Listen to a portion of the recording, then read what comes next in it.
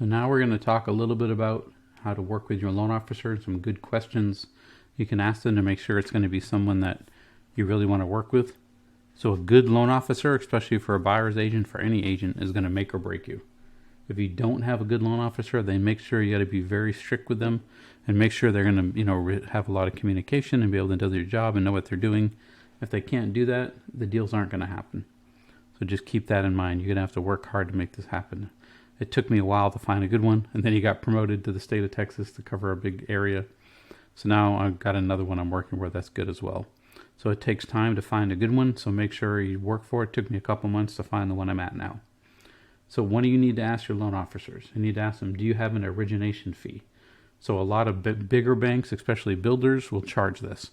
So that means it's a 1% of the loan amount. So if they're buying a $200,000 home, it's an extra $2,000 in closing costs added onto that loan.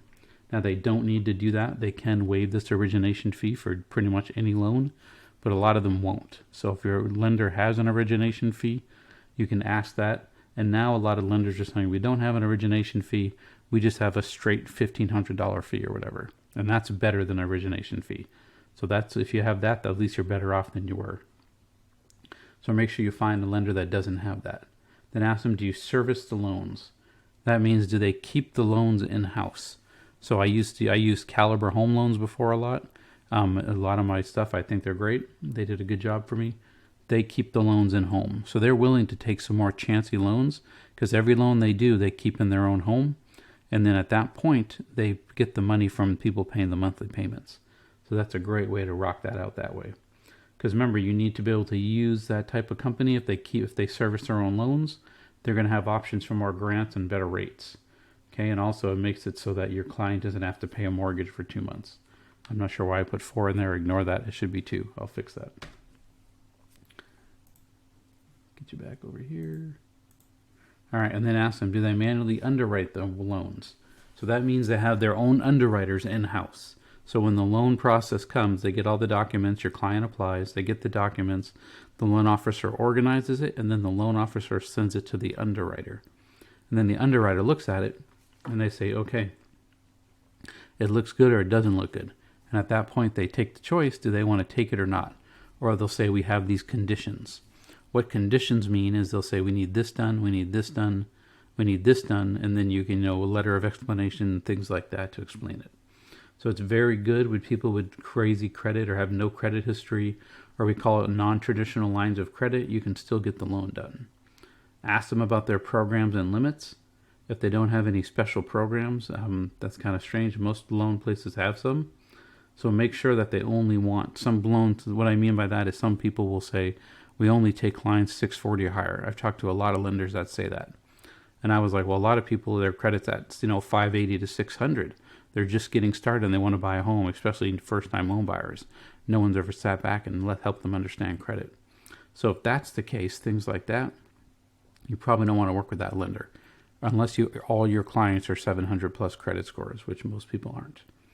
So make sure that, you don't want lenders, or they call them the slam dunk deals. You don't want lenders that will only take those slam dunk deals. And then land.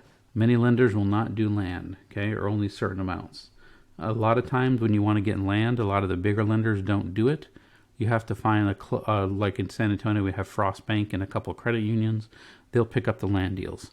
So I'll find those lenders and let my land people go through them because a lot of the big lenders won't. If they'll do mobile homes, so most lenders only do double wide mobile homes. And then they have to be either attached to the ground, which call it a fixed to the ground. So it's important to have a good talk with your lender and make sure if you're going to start working in an area that has mobile homes, ask them. And a lot of times they'll say, we do manufactured homes.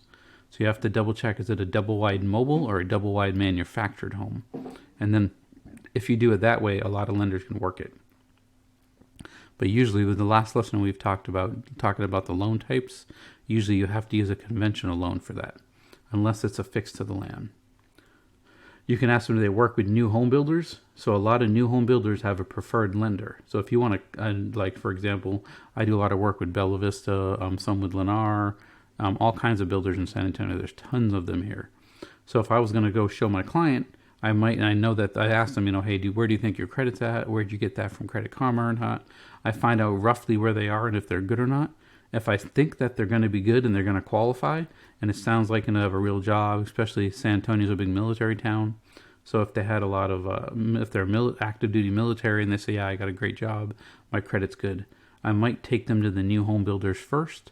And then if they like the home, we'll get them pre-approved with their lender, because they're going to have what's called concessions or incentives. So with these concessions, like for a good example of that would be, if you use our lender, we're going to cover all your closing costs and buy your rate down.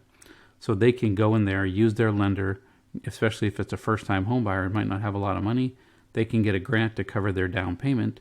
The builder will cover their closing cost, and it all can be in the same loan, all done through the builder. And then you'll get, the rate might not be the best.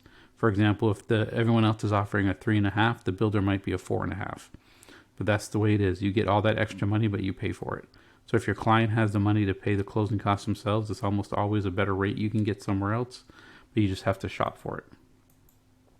And that's the main thing I wanted to go over today. Hope that helped you guys out.